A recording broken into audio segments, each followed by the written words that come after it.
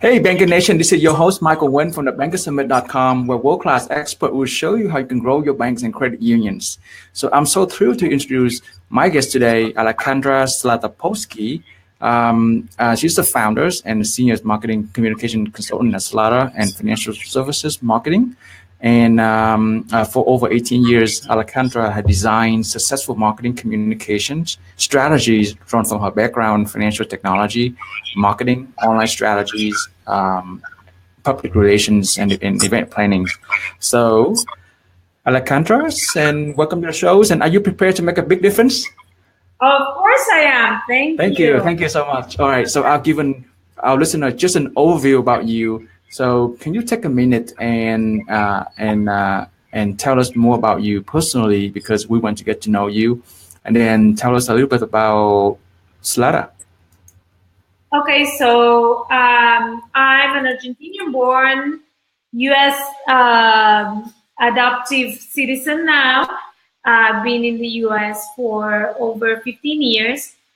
My whole career has been in financial services, communications, and for the last few years, for the last almost 5 years, I been growing this agency focused on financial services marketing and communications.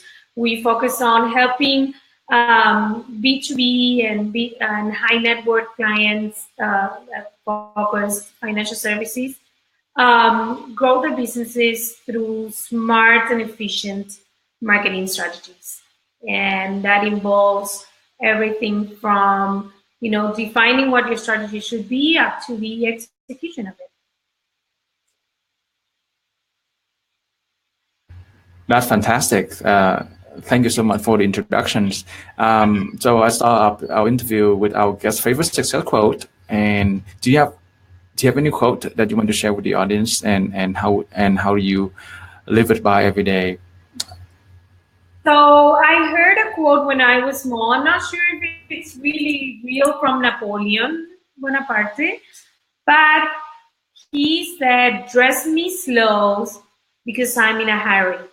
So whenever I feel rushed and stressed, I don't know why, I bring to my head that image of this old guy that was small, and he was being dressed in the earlier, long days, and he was being dressed by his team. But whenever he was in a rush, he said, "Okay, no, just slow down around me so that I can focus, then things will come out better." So whenever I'm stressed out and I'm thinking about 100 things at once, I just take a deep breath and say, "Okay, dress me slow." And for some reason, my mind just calms down, and I'm more efficient in everything that I have to do.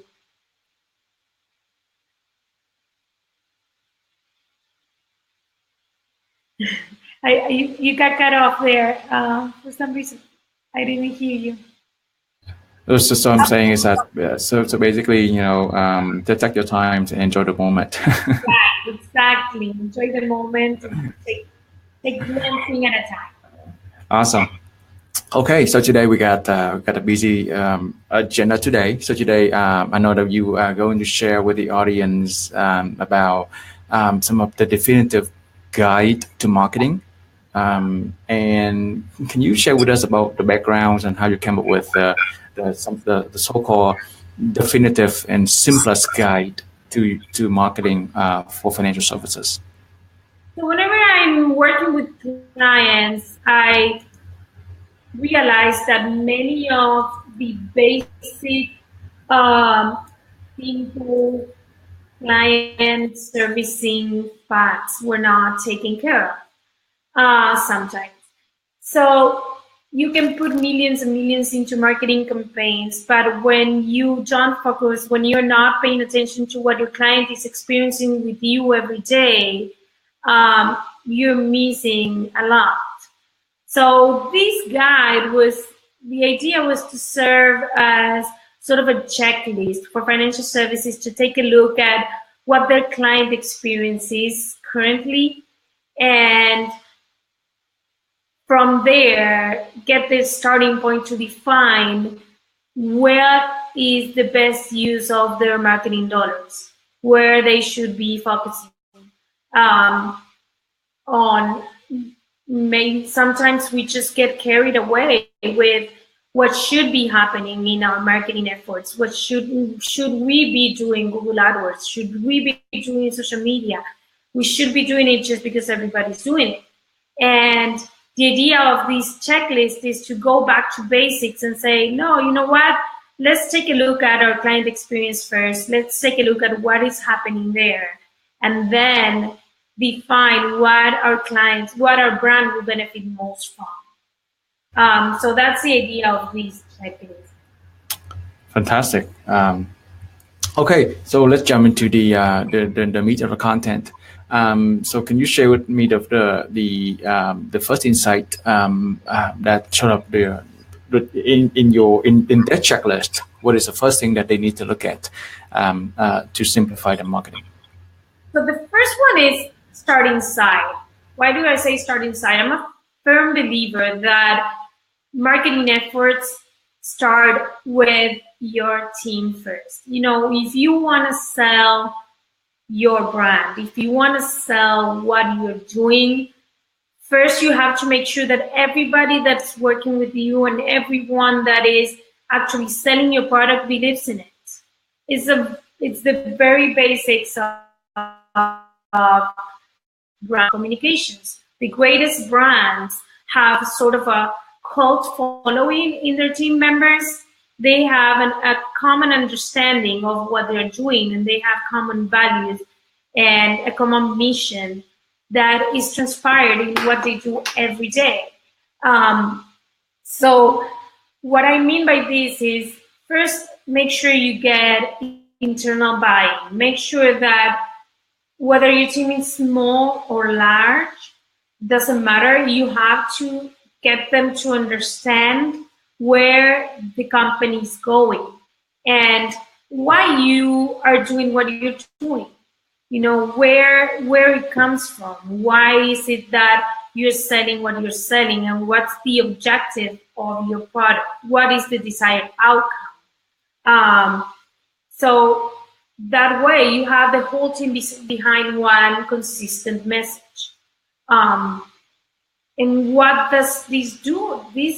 This takes clients through a journey that no matter if they're dealing with the first touch, that it may be customer service, or it may be a relationship manager in a branch, or then they call, they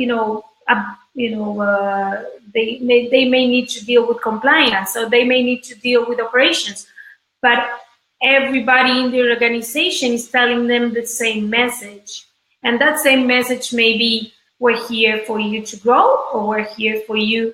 Our most important thing is for you to receive the best customer service.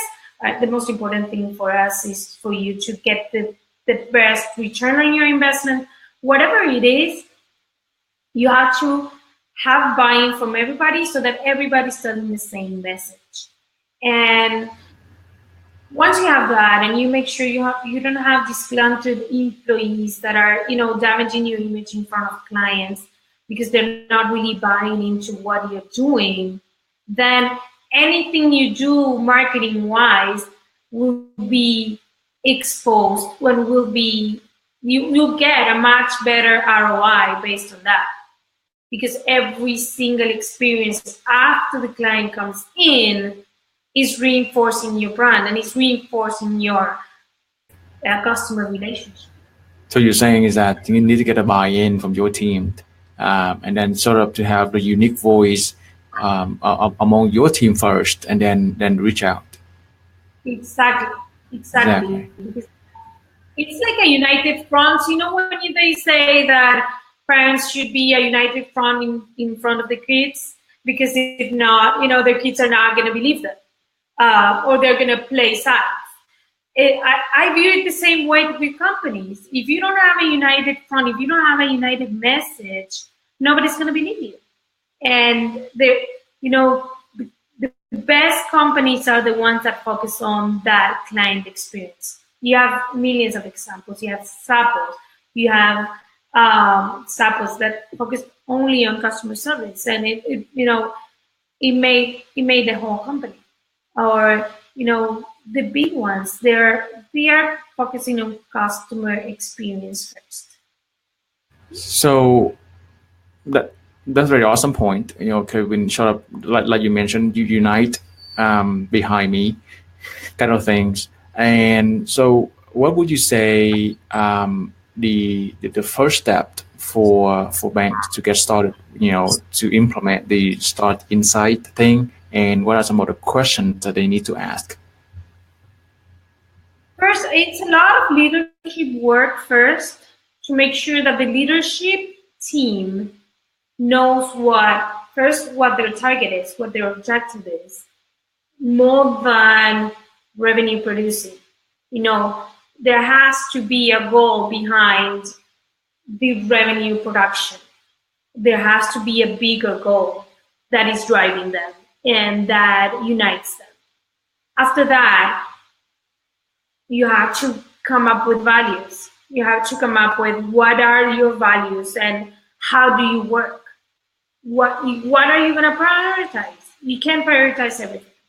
There has to be certain, I wouldn't say more than 4 to 5 core values that drive the way the organization does its work. Once the senior leadership has defined that, then you have to do an internal campaign to make sure that those values are communicated and that everybody knows how they are expected to behave, both internally and externally. And the reality is that you don't have internal versus external anymore. And since the early days, you had the image before all of the digital communications. You had companies that would publish their content, let's say in paper, and then it would be much less often, right? And then you would be in different social interactions where you would find out about the company through their employees, right? So your experience of the company would be through the employees. That now it's exponential. The employees are telling everybody about your brand, and it's much faster, it's much wider, and it's constant. So when you have good internal communications that really tell your employees what it means to be a banker in your bank, what it means, how you're expected to behave, because this is the way your brand behaves, then it is that your employees are your brand ambassadors, whether you like it or not. But if you do it well, if you do a good communications plan that works on them, making sure they know exactly what they're expected to do every day and how they're expected. So I hear that the first one that I showed up, the first question is to determine the business goal. What is the goal that you want to accomplish, and then come up with maybe about 3 to 4 of the values that you want to communicate. And then and then the next one, if you mention, is to really communicate that values consistently to your employees so that they can become your brand ambassador. Yes, correct. So basically, you communicate the values and make sure you communicate them in terms of what you expect them to do and you expect not to do, actually. Because that helps them. But, you can't say just, my value is honesty. What does that mean in my everyday work? What do you expect for me to do with my clients every day?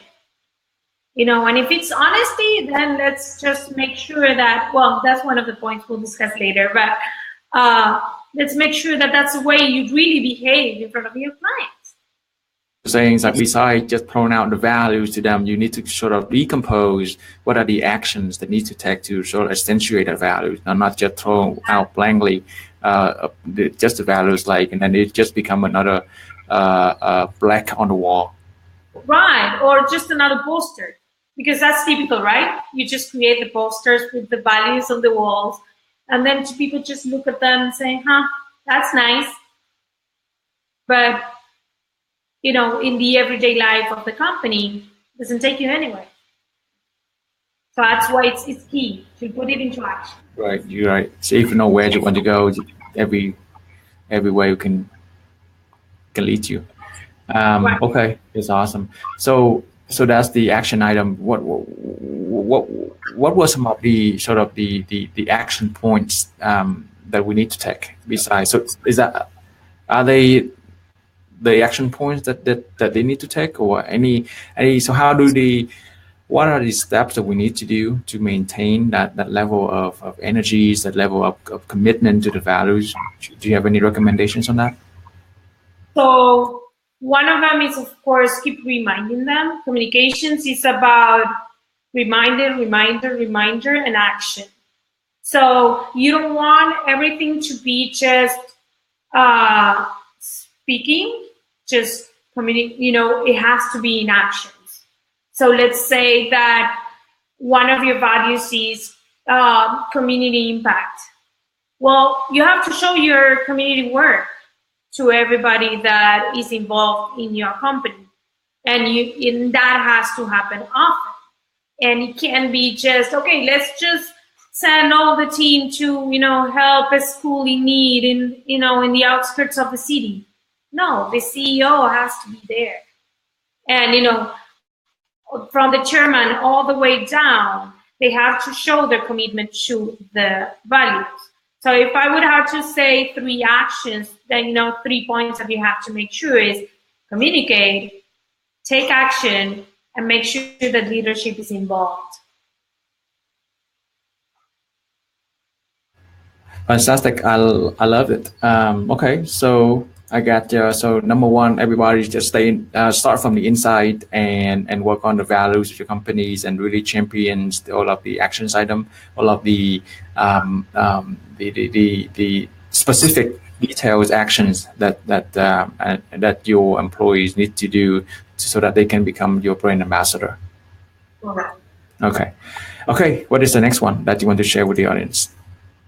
So the next one is about financial advisors. The role of the financial advisor has evolved a lot in the last few years, and the one-on-one relationship with the explosion of digital communications, the one-on-one relationship has taken a second, a backseat. If you think about the old days of banking, right? You would have your bank, you would come into the branch, you would have your banker who you would sit down with and actually talk about your life, talk about your dreams and your plans and how they could help you, get there. Right now, I work with a lot of financial services that it's mostly private banking or wealth management, and that happens there. But the role of the financial advisor has evolved, and the clients have started demanding much more from them in terms of what they expect to obtain from their banker. And at least in the high net worth arena, they are expecting the financial advisor not only to talk about investments, but also to serve more as a wealth advisor than a financial advisor. So what I mean by that is that they start asking for, okay, how can you help me structure my wealth? How can you help me create corporations or foundations? How can you help me manage my investments offshore? What should I be doing? They're actually asking for advice on how to structure, how to do multi-generational asset planning. So you're saying is that the role of the old role of the financial advisor who used to just talk about everything financials, but now it has been expanded to like more like what was that a life like a life coach or I mean so all for more areas. I mean just more areas of your life. So you become more well-rounded then, just to know everything. Exactly. And if you're not well-rounded, you have to make sure that either your institution or you have in your institution the resources to help your client, or you have agreements or partnerships with others, professionals that can help you. Because what happens now is that everything has become more and more complex. And the client will come into the branch and say, I've heard that if I don't take care of the structuring of my wealth, then when I die, my kids will have to pay, I don't know, a fortune in taxes, or that they will have to, go through all these succession, like the succession that it's hard to go through. I want to make sure that my kids are taken care of, or I want to build a trust. I want to build, whatever it is. I want to have my wealth offshore. Whatever it is, I think clients are becoming more complex and are expecting much more from the bank. And it doesn't matter, if you're talking maybe retail clients, they're still expecting you to be, if you're a bank manager or a financial advisor in a branch, they're still expecting you to really understand the terms of their credit cards. And sometimes you still call banks and ask them, hey, I need help with my credit card. And they're like, oh no, you're talking to my, you're talking about your checking account here. I can't talk to you about your credit card. Why not? You are the one that got me the credit card. So the expectations of clients are becoming much more integrated. They're expecting the bank to be able to solve all of their problems in one place. Doesn't matter whether they provide that service or not. And what were the causes that you would say that leads to the more integrated need of the client? Or I mean, what drive that they need to seek out for more advice for more things compared to like 20 years ago? I think that the invasion and overload of information is what's made people look for that. The point that I'm here, I actually failed to say that it's prioritize the one-on-one. Why do I say prioritize the one-on-one? Because at the end of the day, people want to talk to a person that they can gain trust and that they can actually talk to about their personal situation. It doesn't matter what service you're getting. The reality is that you're going to get much more fidelity from a client if you have that client involved in a personal relationship with a financial advisor. That's how private banking has worked for ages. Private bankers go from one bank to the other, taking the book of business. Why are they taking the book of business? Because they have the trust from their clients. If you are able to build that into your organization, if you're able to build a network of financial advisors that have the trust of the clients, then you're building a long-term growth business. I did talk with a guest yesterday. Her company actually does the sort of like zero in on what you're saying, prioritize the one-on-one relationship. But they did that on the back of technology. They're using the AI, the data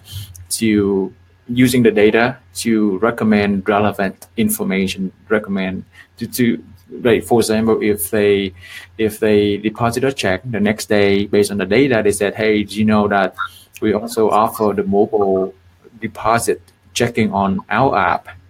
Do you want to check it out? So I mean, like I said, they offer relevant information, and then it will, since you offer relevant information to me, then it will gradually increase the tie or the trust with the financial institutions. Do you have any comment on that? With the rise of the AI and the rise of the bot, to really augment the relationship, one-on-one relationship. But can you talk more about the balance between the physical one-on-one relationship versus the bot So or the AI stuff? when I say one-on-one, I say personalized relationship. Yes, I completely agree. So 60% of clients have said that they prefer to work with a single financial advisor. In big terms, that can be a good thing or a bad thing. It depends on how you manage it. So whenever I find an organization that has financial advisors that are taking care of their own clients, above what the organization is doing, then I raise a red flag. What does it mean? Like what the organization has to say is the client is the organization's client, but they also have to support the FAs to be able to give the client the personalized attention they need. The system you're mentioning is perfect. So yes, you need to give the FAs the support they need to be able to give a personalized experience every time they are exposed to a client. The balance between in-person and online, I think it depends on the generation. We're still dealing with a lot of baby boomers that prefer the in-person relationship. And you still have large organizations such as Chase, whose strategy has been to open up hundreds, if not actually thousands of branches to build that trust, right? The Chase since 2008 has been expanding. How many branches? Right, and when I went to Chase, they have like you exactly like what you mentioned. They value the personal, the one-on-one relationship. They have a specific personnel to. So now I think they recently roll out quote unquote Chase private client. Those have deposit over $200,000 or something like that, and then they have a dedicated person, like you said, just to build a relationship with them and get to know them on a personal level. So, but they are also building their digital arsenal too. Their app has evolved, and they're doing a lot of work on their customer service on the phone, which is key for future generations.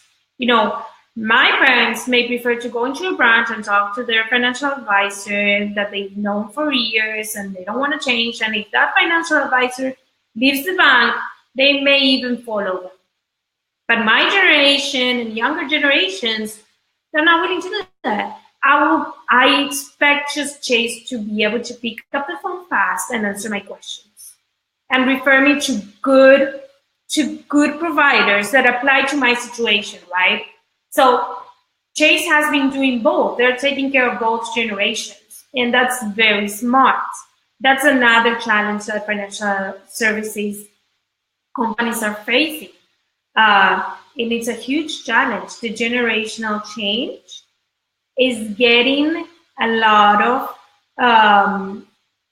financial services fired, because the next generation is not going to accept just basic financial services attention. They're going to say, if you're going to be helping me, you better know your stuff or have the support behind you to build up on it. And you better be able to give me smart recommendations, as you mentioned, with AI or whatever it is that we're doing. So prioritizing the one-on-one is about that. It's about building the technology behind it to give your FAs the tools they need to give a truly personalized attention to your clients. but also give them the space and the tools they need to be able to build the face-to-face to keep the older clients happy too. Now, so for large organizations like Chase, they have the resources, they have the bandwidth to really, cover all of the bases, not only with the old generations, but with the new generation as well. Now, for community banks and credit unions, with sometimes they don't have the resources to cover all of the bases. What would be your recommendation? Maybe, of course, we don't want to stretch too thin. What is your strategy to accommodate for that change? Actually, most of our clients in Plata are small and medium-sized financial services companies. And what we do with them is, what I recommend them to do at first is a very simple exercise. I just tell them, maybe you can do even like, you can have a friend or a contractor, whoever you want, just test your touch points. What do I mean by that? Just test them. Go and email a customer service representative, email an NFA, call your branch, call your office, and see how long it takes to get a response on a basic question. Then just Google yourself, of course, or go to your website and think of a very common question that a client can have and test it out. Will they get to the answer fast? Are they getting the same experience everywhere they go, on social media, on your website, on the phone, on the office, or a branch? Where they are going, are they getting all the same experience? And the experience I mean by, are they getting a good, fast answer? Are they getting, and even if the answer, sometimes, you don't have the people you need in the places that you need them to be to answer fast. But if you don't have an FA in a branch, let's say, or if you don't have an FA readily available to answer the phone, just make sure you train the first person that picks up the phone to say, okay, these are the basic customer service standards we have that you should be applying.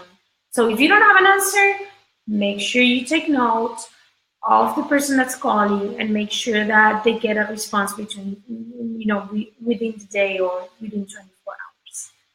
So I think it's all about testing your touch points and making sure that there is a consistent customer experience.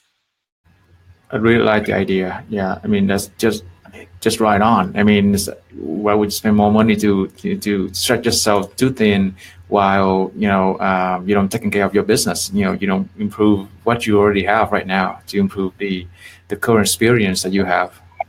Exactly. I've seen digital campaigns go off and do after several $1,000s spent on doing social media, ads or pushes that maybe they were taking people to a website that didn't even have a phone number. Or that if they had a phone number, they were not testing the capacity of people, just answering the phone and making sure they're giving a pleasant experience to the person that's calling. So I think that small companies, the first thing they need to do is just test your customer experience from lead all the way to customer. And once you test that, also make sure you are cross-selling. So small organizations, they also tend to fail a lot on cross-selling. They're not taking advantage, they're paying a lot for customer acquisition, but then they're failing they're focusing on the next big one, right? I want to get more. But they're failing to put processes in place to say, hey, what is this client up to? Are they starting their own business? Maybe they need maybe they need a business account. Or maybe they they're considering buying a house, and I should, I don't offer mortgages, but I could, get my partner mortgage company to do it. So I think that it's all about first seeing what's in there, what's up there, what are we doing, how are we being experienced, what is our customer experience.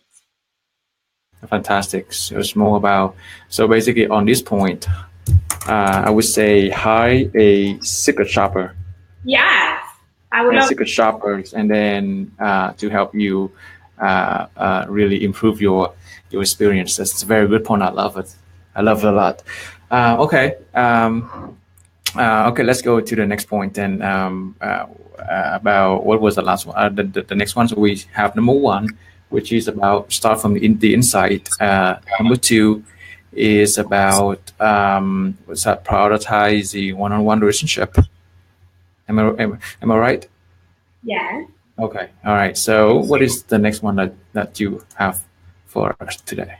One that I call it a plus, but for me, it drives the whole relationship. It's about honesty. Well, honesty. Yes. You see, the 2008 crisis, trust has gone up, but clients are getting smarter and smarter. And the companies, the banks that are being open and transparent about what they do are the ones that are getting the more long-term relationship with their clients. Can you give me a background? I guess can you give me a background of the association between honesty and the marketing, so that people sort of relate to honesty and marketing? Right. So when I talk about honesty, a lot of my clients offer a lot of investment products. When you're offering investment products, financial advisor is very often, of course, compensated by different avenues, not only the client themselves. There is a lot of move towards fiduciary, the fiduciary rule that is pushing financial advisors to be, more of an open platform and have their clients first clients interest first.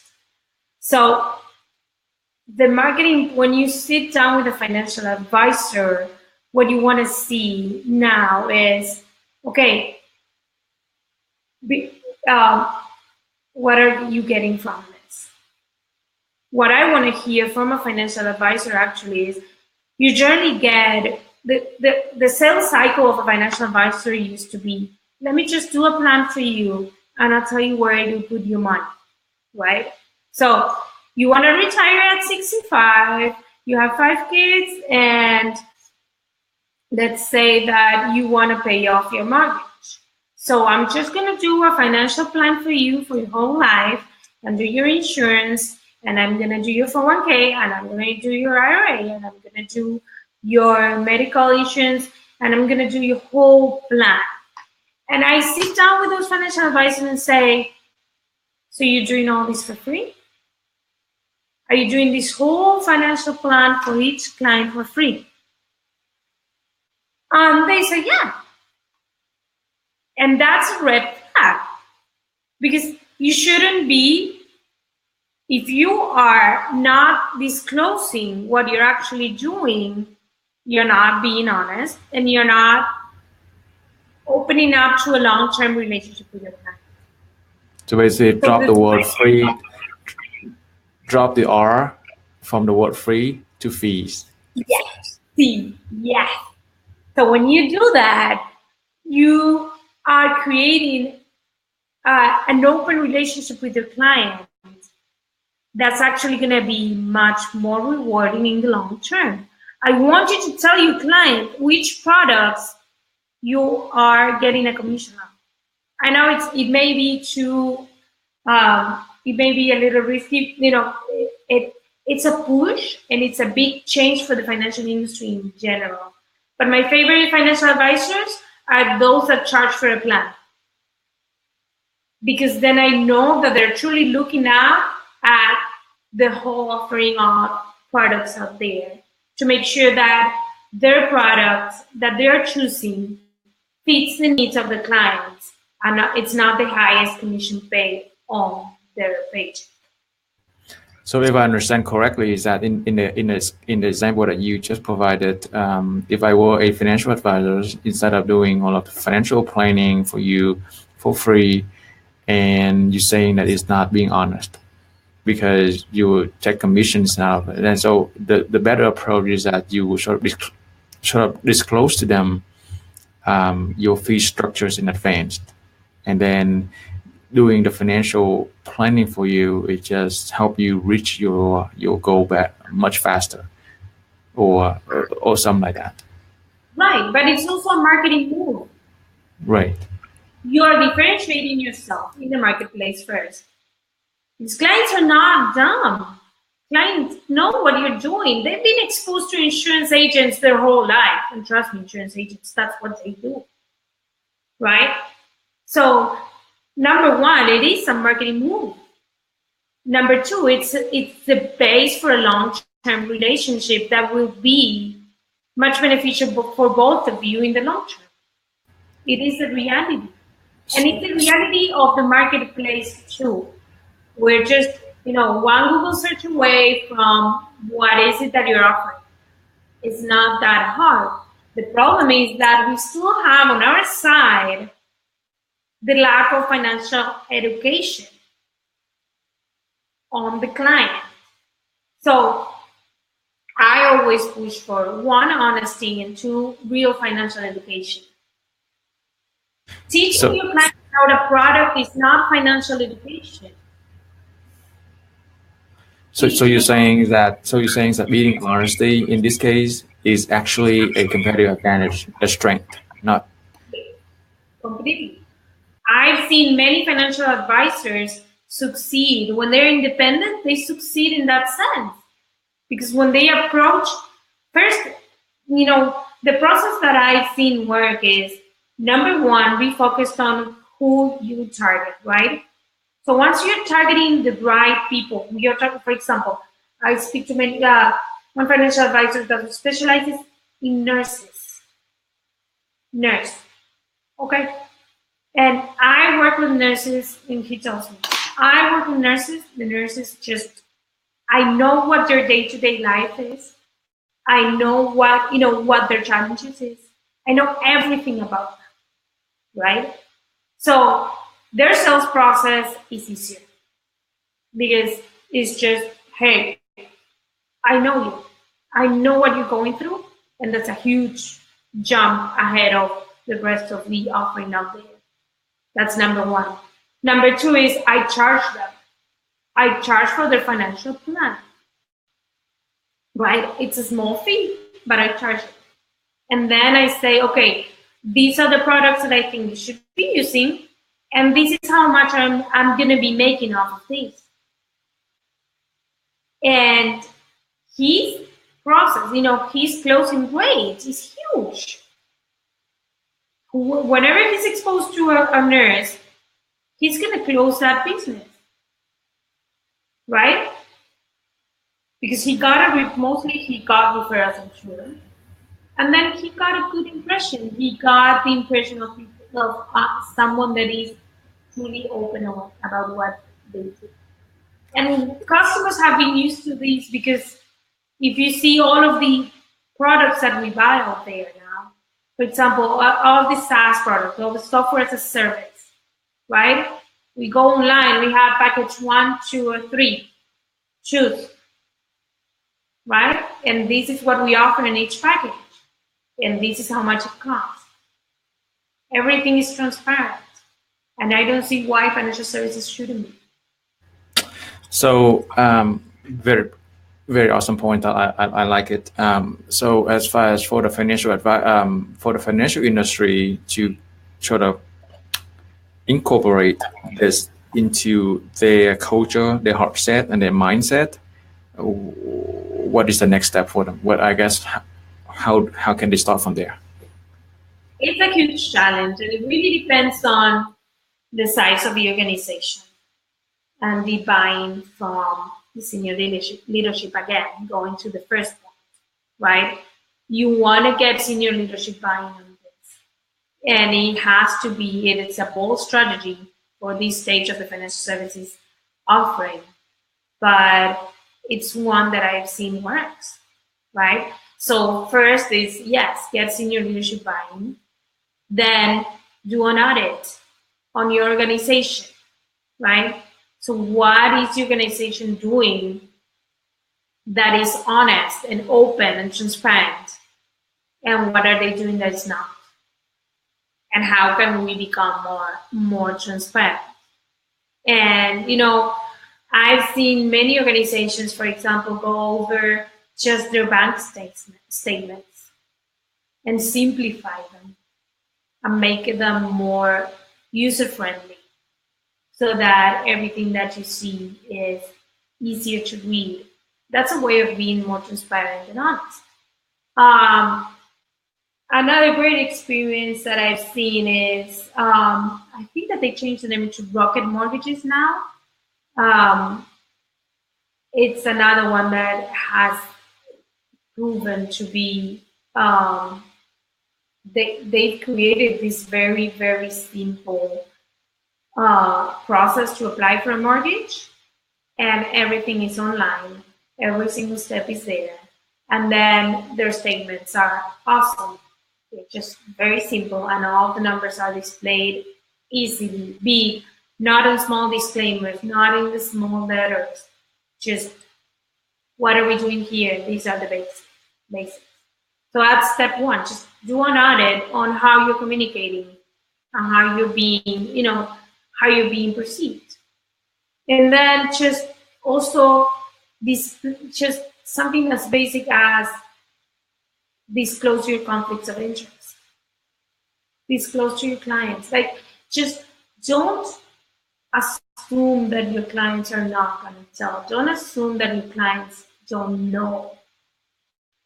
Just actually push them to know, because that's going to be your competitive advantage. A savvy client is going to be your competitive advantage.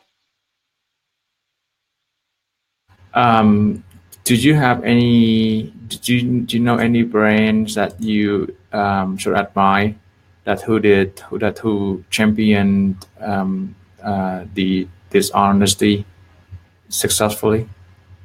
Yes, I've helped many of my clients do that, and just take a look at their processes and work on it. It starts with the moment, the FA sits down with you and says, okay, let's see what we're doing here. What can we do together? It starts from that very moment. And from that on is your offering.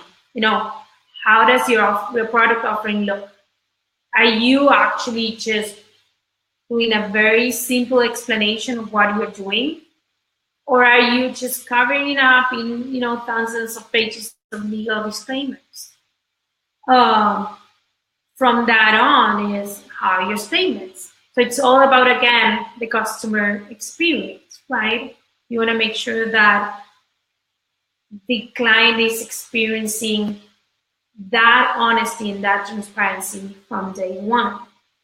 And I can assure you, every single organization that has opened up more about the product offering and have re-upped the benefits day in and day out. And it is a tough process, I'm not gonna lie, because some products are just sometimes even confusing to the FA. Some financial products, the way they're structured, they're hard to explain. But it's an exercise that I think is way worth it. What do you see some of the challenges when financial institutions are implementing this honesty strategy into their business or their marketing? Challenge is actually the common beliefs, the internal common beliefs, that people are scared of just being open sometimes.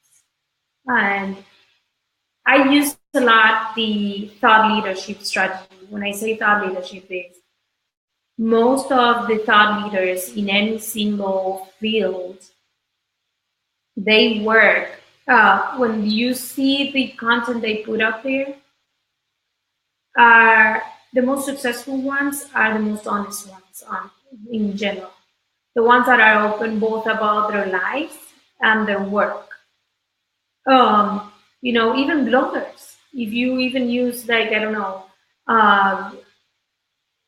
personal help gurus. If you use like the Tony Robbins example, for example, that guy, he's really good at what he does, but he's also very open about his life and his struggles, right? So since we keep opening up our lives, even curated or not, on social media and on all of our digital channels, the push for you to be authentic, there are many large movements about that. Okay, let's be authentic on social media. Let's be authentic what we put out there, because it's best for everyone. We don't want to be just a curated person. That same push is happening for brands. And it's going to happen whether you like it or not for financial services. It happened in 2008. It's sort of like receded a little bit now. But whether you like it or not, it's going to keep happening. Customers want an authentic brand, and they want an authentic experience, and they want people that are true, and that they believe in what they are selling you. And for them to believe in it, there has to be no hidden agendas. So that's the truth. And the thing is, how do you convert all these products into fee-paying products? Because they have to be fee-paying products. Disclosing them. The challenge is that the product has to be good enough for people to want to buy it, even seeing the fee that they're paying. Even when they see that the fee is there. Not hiding the fee. The product, you have to up the standards on the product. You have to be able to upsell the product, to be able to say, hey, yeah, I know you have to pay a fee to get this product, but look how good it is. So some products may not pass the test. Right. So the product needs to sell itself, not just, Right. I totally agree. So, okay, so we've been covering three major points. Number one is to start from the inside. Number two is to prioritize the one-on-one relationship. And number three is being honest. Am I getting that right? Yes.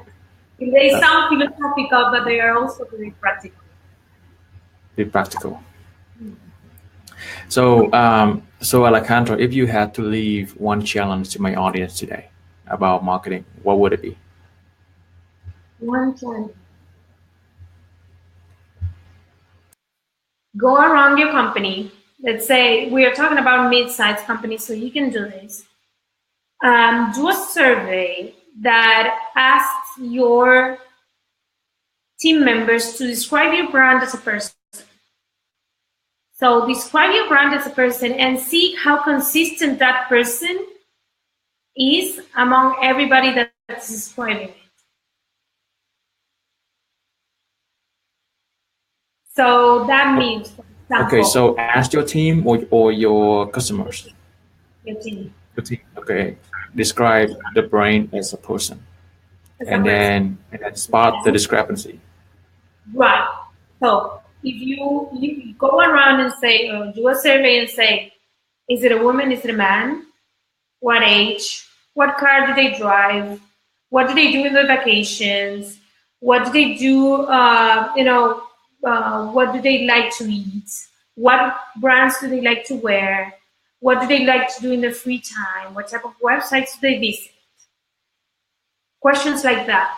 So when you get the big picture of that answer from each person, you'll be able to see what discrepancy you have in your team on how they perceive the brand and they perceive your brand.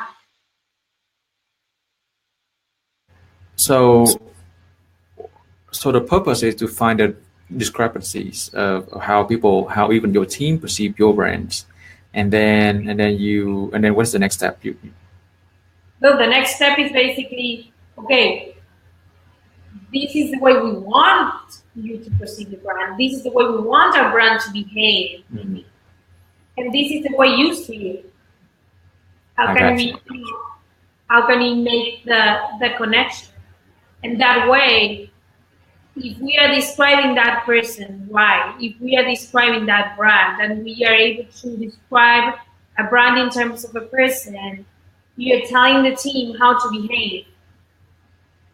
So in other words, you are building, you are asking your team to build a persona for your brand. Sure. So when you build a persona, all of you together, then you can all behave the same way.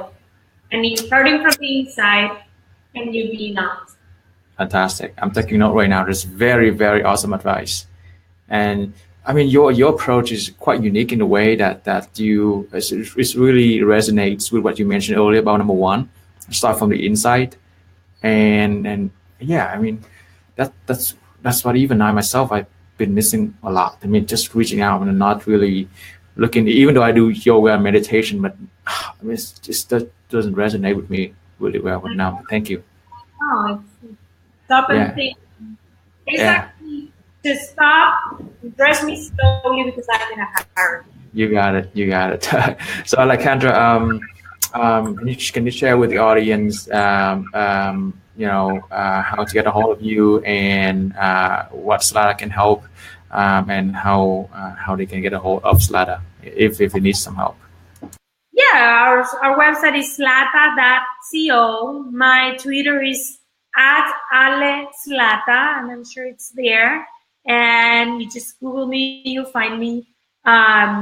We can help you define your strategy, and we offer what we call outsourced marketing department support for those small and medium-sized organizations that don't have the budget to create a whole marketing department, and develop it. We basically create that for you on an outsourced basis.